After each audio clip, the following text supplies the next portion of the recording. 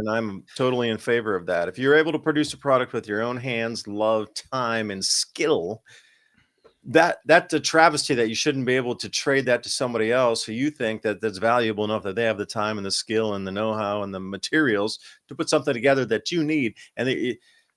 We have to use money for that. Nah, if it's equivalent or we find enough equivalency in that, perfect.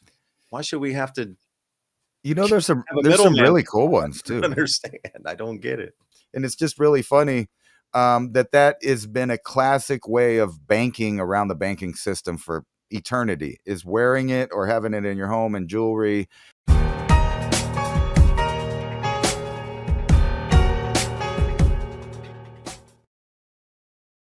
Good evening, good afternoon, good morning, wherever you are on this beautiful blue planet. What another week to be alive. Oh, the changes are fast and furious. And if you're right in the position to see what's happening, you can see the universe expanding in front of you now. So there's a couple of things we're going to talk about tonight.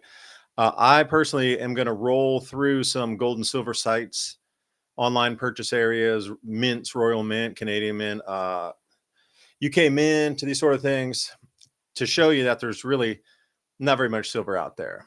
And also this, I've done a video before about the food stamps or EBT stopping.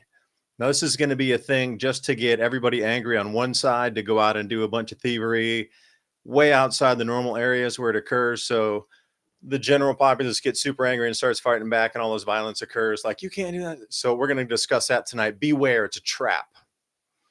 It's absolutely as much of a trap as anything else is.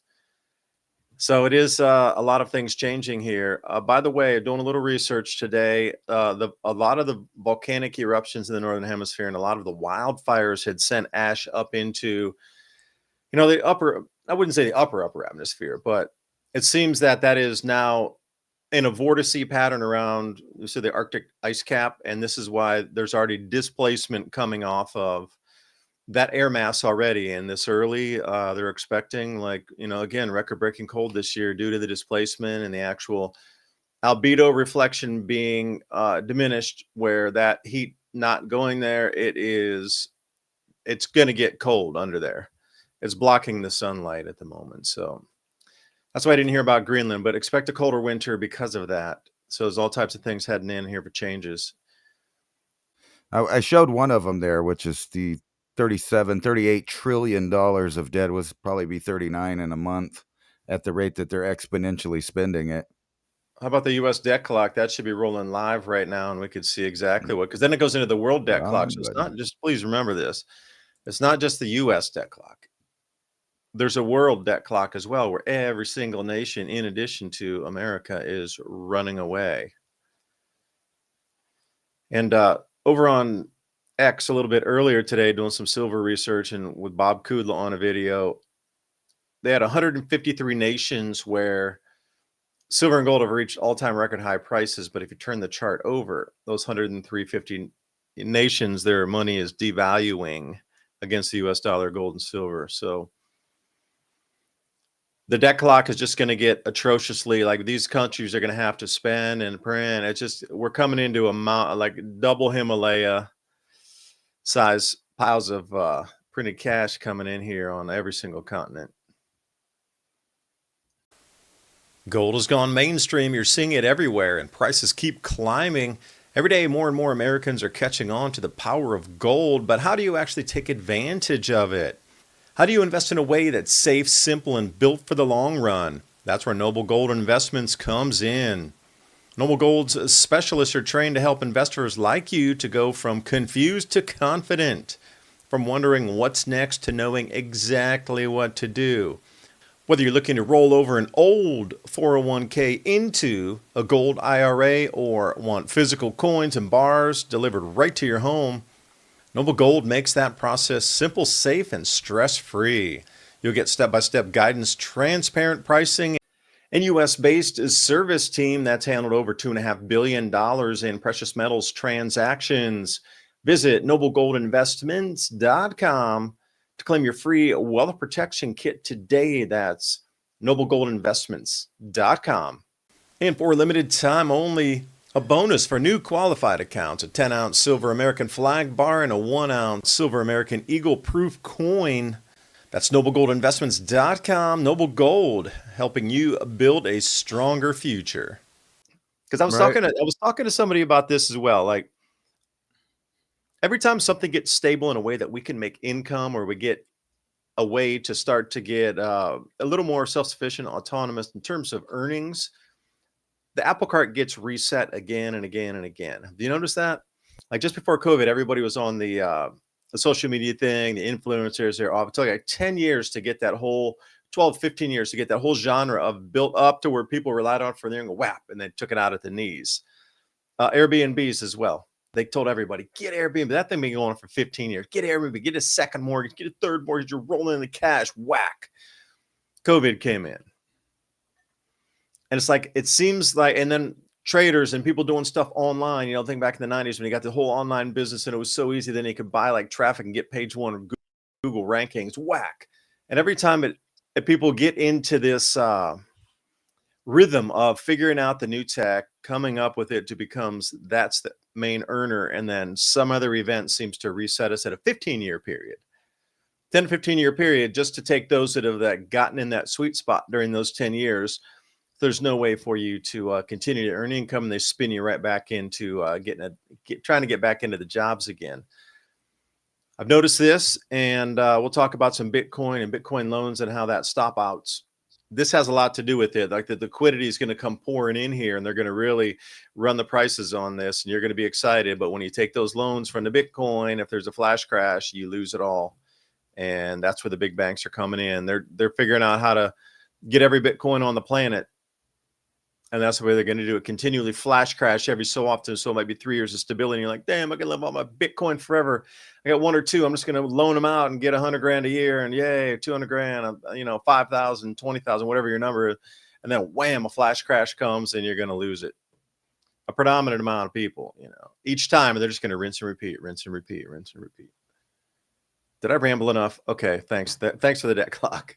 I was just looking on there and noticing, a lot of these other countries that we're having tariffs with, if you look, they're making more than they're in debt compared to us. Yeah, but that's going up tens of thousands of dollars per second, even in China. And ours is like nearly $100,000. Yeah, about $100,000 every few seconds. Look at the future of your children and grandchildren blow by there. That's About a what you're second looking now. at. Yeah, look at that. I'm just mesmerized by the numbers moving. I'm hypnotized. Right. And this is funny that you sent me these slides, because my kid's all into this now. So he's finding all the coins that people don't want because they're not in good condition, and then doing the equation of the melt values, and then whatever, is that a good deal? Will it be a good deal in 1 year from now, even if you lose like 20-30 cents on the transaction? In the long term, it just keeps going plus plus plus. He was even showing me these Olympic coins that most people didn't even know was silver. They were circulating out of Germany when they had the Olympics there in '72, and that was like the last year that they minted a silver coin in circulation right there before they went to the other metals. So there's all these people that got these souvenirs. They didn't even realize it was about 60% of an ounce of silver. And most of people probably just let those go because they look like souvenirs. It doesn't actually say that it's silver on it. So there's all these little hidden ways out there, and coins, if you know what they are. And it seems like this is less of a golden era as much as it's a silver era right now. But besides that, all indicators out there are that we're about to have a huge economic tumble. I mean, just like predicted, companies are letting people go left and right. They don't have to employ them anymore. They can fill the niche with AI that does the same thing. So they're just cutting costs left and right. And you're seeing this from Hollywood, news, bankers, the military industrial complex, all those little office cubicles, empty, empty, empty. The great log off is really happening. And then at the same time, you're just seeing, prices skyrocketing. Everything seems to be in real economic turmoil, despite, You might think that they're investing in the future and maybe it'll turn out all right, but who knows? I mean, things are looking kind of crazy out there. It really looks like the empire is showing its cracks and about to crumble. And what I mean by the empire is basically the Western civilization way of life and its connection to the banking system. The wealth is being removed at a rapid pace out of the middle classes. It's just disappearing. It's gone. And the kids that are waking up in tomorrow's world are going to realize, literally, just like they rubbed it in your face, you will own nothing and you better be happy about it, or we'll mess up your score there and you won't do nothing. And then you'll really be unhappy about not having nothing. So you better be happy with not owning anything as long as you get to use the services. That's a mouthful. I say that 3 times fast. Yeah, really. Like, think about all the stipulations that'll be put across these people. And now, at least, we might have some equity somewhere, right, where we can pull off that in the new system. But people coming up, see, this is what I don't understand. This I guess it's going to all be universal basic income. Like, we are going to be the last generation that has equity in something private that can be extracted or turned in and digitized or whatever. And I would like to run through a Pax Gold chart here with you as well. That's just terrible. The depegging of gold. So, I wanted to talk about the dangers of any of this coming up here. But over on buymeacoffee.com/civilization cycle. Thank you, Allison Bavej. Well done, Ransom. You carried the show well. I missed last week, and I want to say something to you. It was Tuesday, and we had something go on where one of our contractors didn't show up because I'm trying to repair the house here. We had some damage and some winds, and I need to get the front of it done. And I don't know why, but my brain literally, because the next day the contractor didn't, my brain didn't register that that day happened. And as we came into Thursday, I really still thought I thought it was Wednesday that we'd transition today, because I was waiting on Wednesday for something to happen and something never happened. So when the next day when something did happen, that transitioned my mind to say this is Wednesday. That's crazy too. Like, my mind was not, it didn't process time in the same fashion, and I just can't explain that to you. Like, that turnover of a day moving to the next day, that didn't occur in my mind. It was still the same day for like 48 hours. So think about, like, time is not, for me, something's going on with time as well. The time space continuum is bent. I bought Goldbacks yesterday. Catherine Barlow buying us a double espresso. I bought Goldbacks. Ransom, you have any of the Goldbacks there? Because I know they're out in your area more than here. Like, they got a fair few. They got New Mexico, Nevada, Colorado, a fair few Goldbacks. You ever see those things used in real life in stores, or anybody trading them amongst themselves? One-Eyed Jack, thank you also for the double espresso. And someone, as always, a gem. Oh, I was muted. No, I was going to say, no, I've never even seen those. I've never seen anybody just, showing them off or spending them or nothing. Those things are hidden. And I plead the fifth. I never seen one. Okay. I was just curious because they're actually more out in your neck of the woods, and like, they travel around and you can buy them at the show, whereas Right. I've been trying to get him on my show too, my Are you podcast. talking about you're just talking about the gold-backed dollars, right? The gold Yeah, the trimmed ones that actually bucks. contain the metal in the paper there. They're real pretty artwork too. I plead the fifth. I've never seen one. I might have seen a few pass through like that in certain circles, paying each other instead of using taxable income. Well, that's called barter, and that's the way we used to do it, and I'm totally in favor of that. If you're able to produce a product with your own hands, love, time, and skill, that's a travesty that you shouldn't be able to trade that to somebody else who you think that's valuable enough that they have the time and the skill and the know-how and the materials to put something together that you need. We have to use money for that. Nah, if it's equivalent, or we find enough equivalency in that, perfect. Why should we have to There's some have a there's some middleman? really cool I ones don't too. understand. I don't get it. There's some really cool ones. I've seen a Kim Jong Il gold-backed dollar thing. Trump's got, like, I don't know, 10 different versions rolling around out there of the they're not dollars, but they're printed gold flake goldback. I mean, basically that's what it is. There's enough gold in it that it's worth something. Just a little bit. It's supposed to be Couple bucks. And evidently, it doesn't matter where you go in the world, there is gold. It's smuggling. gold fever. It's gold fever. Even people are doing, not unlike what happened in World War II, how a lot of people just moved their wealth by wearing it. They basically just wore it on them and left. And they took it with them. That's happening again in India because of the same thing. Everybody's buying the gold up, buying the silver up. It's not really a seller's market. People are trying to buy it and they're not wanting to let go of it. That's what and it's so weird. Like even my kid's tripping on the he's going through all these different sites. He's showing me, like, he's real into it now, and he's like, look, these people are getting screwed. By the time they pay shipping, they lost all this money and blah blah blah. And then he was like, but if you get these, they're damaged, and the melt value is worth more than what they're selling it for, including shipping. They call it a scruffy coin. There's an actual real word, scruffy, for like bars and things. So that means like damaged and incredibly worn, nowhere near new. Usually that stuff's coming out of somebody's collection from grandma's closet kind of thing. Scruffy. But there is a discount on that. There's no premium, usually a discount, damage. But again, if you're just going to melt it for melt value, it doesn't matter. And that image you just had there, Ransom, of India, where the gold smuggling is going on, the video I worked on the day before, the Indian government has ceased all private individual imports into the country, meaning you can bring it in, but the government confiscates it and they pay you for it, but there's no metals being sold into like the individual jewelry market anymore. All that money is coming into the Indian central bank. All the gold and silver that gets imported, it's no longer for private hands. It only goes into government coffers, period. And they're running Right. that all the way through March 31st.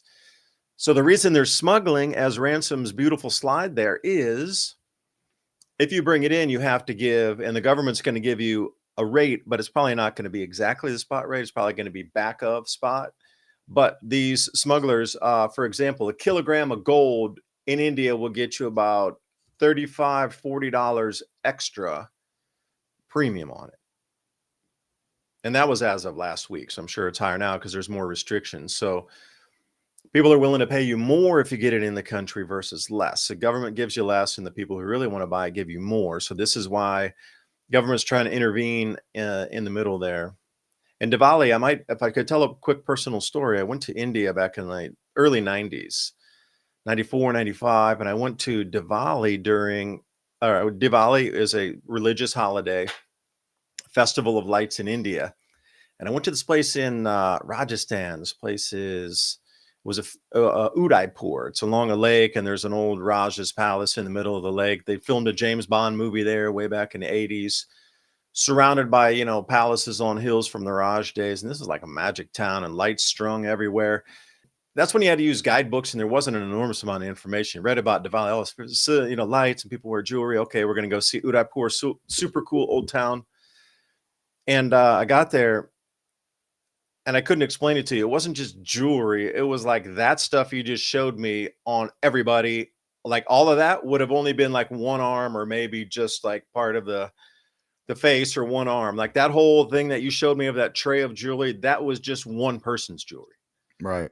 And it was far ornate than that. And then it came down these massive necklaces. I had really never seen jewelry of this magnitude, or like goldsmithing. We're used to like a diamond or something, like a little thing on a pendant, necklace. This is like gold draping. Now, there must have been millions and millions and millions, tens of hundreds of millions of dollars of gold just walking on the streets.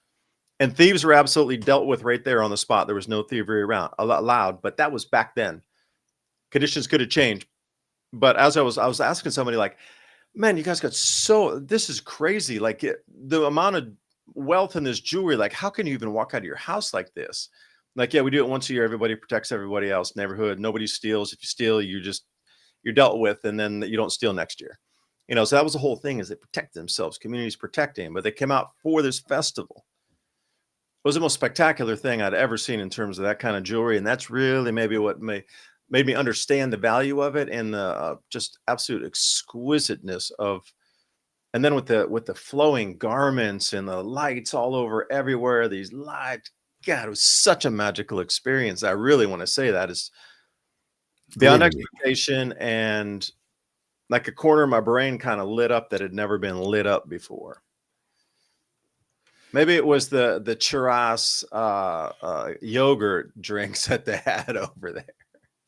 You know, whenever you used to see, like in the 80s, they would put these Arab, guys on TV, and they would show them with all of their super big chains on like that too, representing that they're super rich out there in the middle of the desert from their oil money and stuff. And then of course you always would see the Italian mob wearing big chunks of gold around their neck, and even rappers and stuff like that. And you think about it, what that is that's that non-traceable money that you have just in case an emergency happens. You just take it off, and then you got 50 grand or whatever you can get for it, because you're going to lose on the deal, but it's instant cash right now that any number of people will take off of you. So like if your bank accounts were seized or something like that, you're wearing part of your wealth. And now it's like, you see those guys with what they call the frost.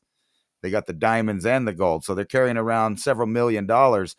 Can't really do that these days out in the public, like, but it was a big thing in the 80s and 90s, and that's where you got the term, hey, look at him with his bling on.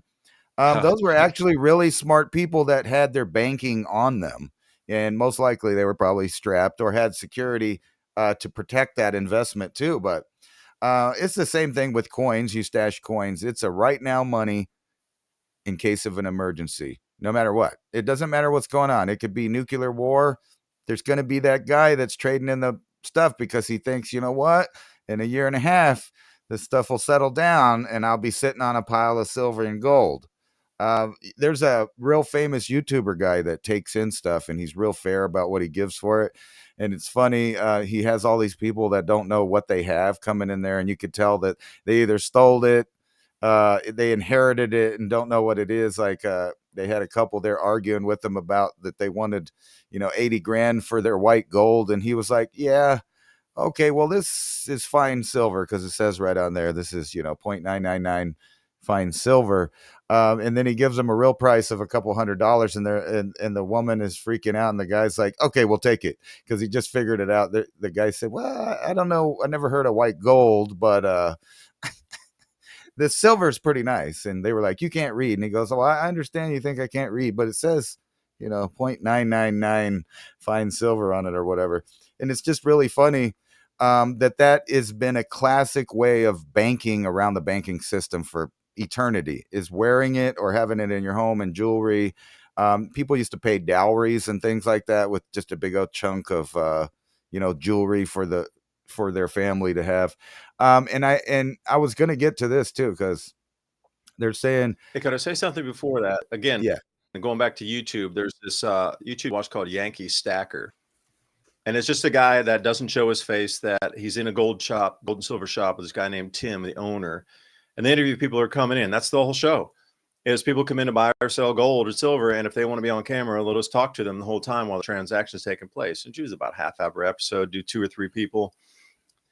But one guy came in to sell a bunch of silver, and he, Tim, the owner of the shop, was running it through the machine to make sure it was correct. Because, there's different ways to test the silver. And when these guys are buying now, they're testing everything. So you're guaranteed when you rock in to go sell something, they're going to run it through a machine to test it first.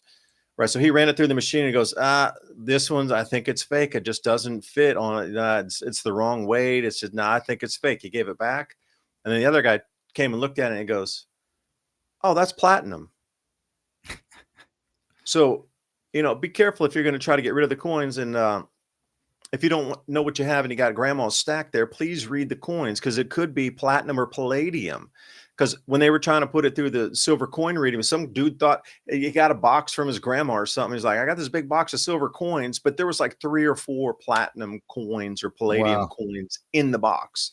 It was like a mix. She had a couple extra metals in there, but they all appeared as silver coins. Just for and if they were going to take advantage of that, somebody could have seen that and go, yeah, I'll give you $50 for this too. They could have taken great advantage, but they didn't. And they ran them through the machine. So just an FYI. right. And if you're going to use any of the pawning or jewelry services to do any of this kind of transactions, I think you better hurry up and do it. Otherwise, you're just not going to be able to with their, according to, I don't know how you say that guy, Starmer. Life's going to be so much better with this digital ID. You Look at could that just stupid excuse. Oh, you have to look for a bill in your drawer. Like, what it's the so hell is hard. this, grandma in 1940? Like, please, what? It's so hard. But my point being that these people that trade in gold and silver are going to have to. There's going to be a crackdown on how they do business because everybody always knows that that's basically the way that you get from the good market over to the black market and back and forth is through pawn shops, jewelers, etc. They don't care. It's just metal. It's just rocks to them. They have a certain value. They'll give you a certain amount. They remake it into whatever. They're making money one end to the next.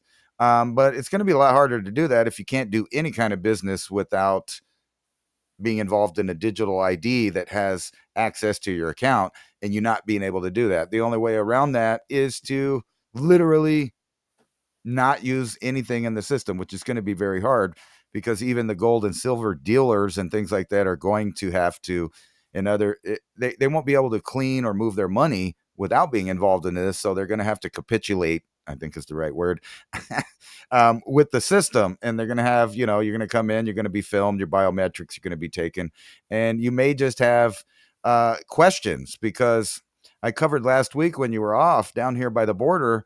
They've seized, like they did for Customs and Border Protection, a whole 90-mile area along the border where the Treasury Department wants to know about every single transaction that goes in between the countries or in that little area along the border, all the way down to $200.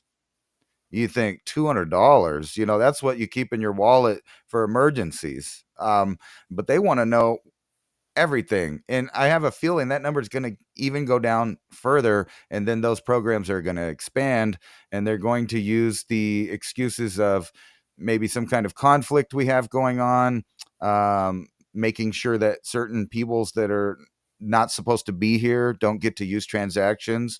Of course, those are always the excuses for that, but we can see from one end to the other, it's starting to be a complete clamp down on the banking services when it comes to having your name attached to it. And now I've seen several articles that are talking about they don't want people to be able to change their phone number anymore.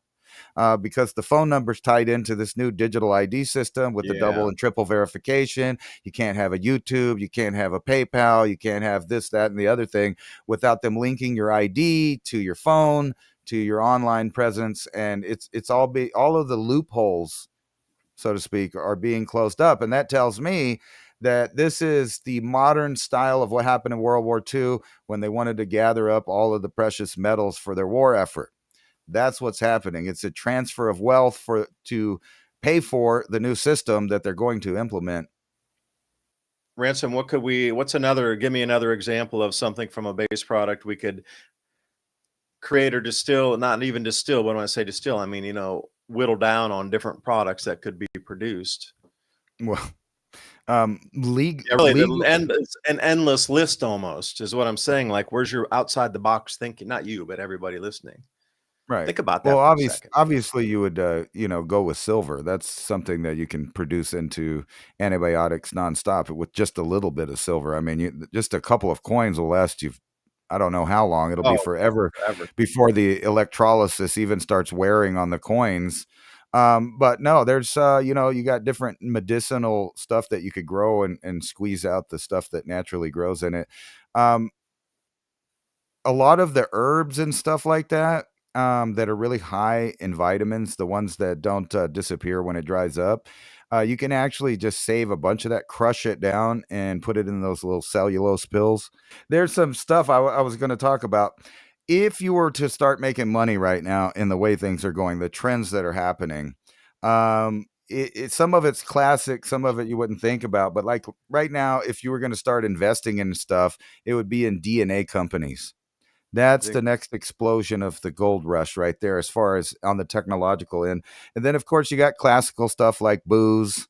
Booze starts to go up when people start to get more broke, when things seem worse as far as like world news, things like that. Booze goes up. And of course, you can invest in war. But right now, you would think I would go ahead and say gambling because that's on the sin, kind of the sin stocks, as they say, where people invest whenever things aren't going well as far as their moral status. And that's usually because of economic hard times. People aren't going to be gambling anymore. They're going to be stockpiling resources for their lives once they figure it out. But if you just look in the regular market, Target cutting 1,800 corporate jobs, they don't need them anymore. Everything can be ran on the things. You can tell people are going broke. Auto loan delinquencies jump 50%. Car prices reach new heights. It's Yeah, if you're like, spending 40 grand on a minimum, that's the base model now, $40,000, 45,000 for a pickup. I mean, that's insanity. That used to be the price of a house. right. For the car, that's insane. Like, how do we even accept these prices? That's another thing. Like, it's just ridiculous, ridiculous. And this is another good indicator when people stop paying money on pay-per-view sports or going in person. But then again, we're going into the technological era. As you've seen, they're really pushing the facial recognition and biometrics is in your face when you go to these events. Plus, they have the clear bags. You can't bring your own stuff. You have to worry about some kind of political situation happening while you're there. So people are not doing that, and that's another sign that a crumbling empire is happening. And then we got all of this stuff going on right next to us here. The countries are More getting upset around theater, us. more theater. Well, I think it's starting to be more than theater. We're going to, I mean, we're seeing increased kinetic activity already, but we're lining up all our troops in the right spots, and I'm pretty sure this really has nothing to do with the drug cartels or the black market. We just want to make sure that everyone's on our page around the Panama Canal. No one can be an outlier. That's going to be a strategic lane for future combat problems, for future trading and tariff wars. That's the spot. So we need to have that under control. I don't really think it has anything to do with these lone boatmen with their, bundles of whatever it is that are getting blown up out in the ocean. But we're flying bombers over there. So we're getting ready to, give a show of force. We've piled our troops in Puerto Rico. That this is becoming a major military zone. And then when you go north to the Yucatan, the same thing's happening there, military buildup. And then again along the U.S.-Mexican border. It's just all signs. And then, No, wait of a second. course, See, that scares me there. You know why? Because after you get past Guyana and whatever, they're going straight into Brazil. And think about Brazil being a BRICS nation that's also aligned with more Russia and India on that side of things, a whole new block forming, and they have an enormous amount of gold and resources. So think about what we have done as America. You go back into Iraq. What did we do? Saddam was going to go over to a gold-backed currency. We eliminated that, and all oil sales reverted back into U.S. dollars. Libya and Gaddafi, again, he was starting a gold-backed currency, and that couldn't be. So then after he was removed out of power, what happens? We revert right back to all dollar sales in Libya for oil.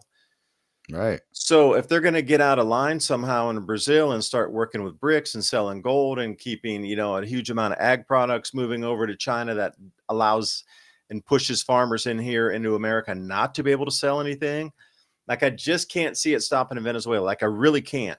That would be a toehold, perhaps.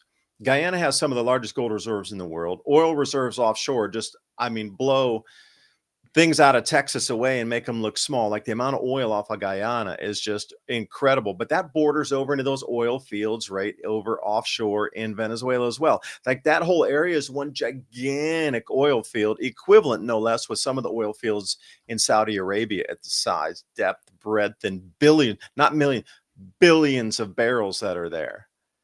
Now, you think they're going to stop there, and then you got BRICS nation, Brazil, right over there with all the gold and all the extra resources that we might need if we're going to be in a continental economy. They're just going to stop right there. An arch number one or number three enemy, BRICS, is Brazil, Russia, India, China. The Right. B is Brazil. And since it's doing so much damage to the American dollar, again, the reason I tell you that, they're damaging the American dollar, just like Gaddafi was going to, just like Saddam was going to do. Protecting the dollar, why would they not take out Brazil too? That's all I'm saying.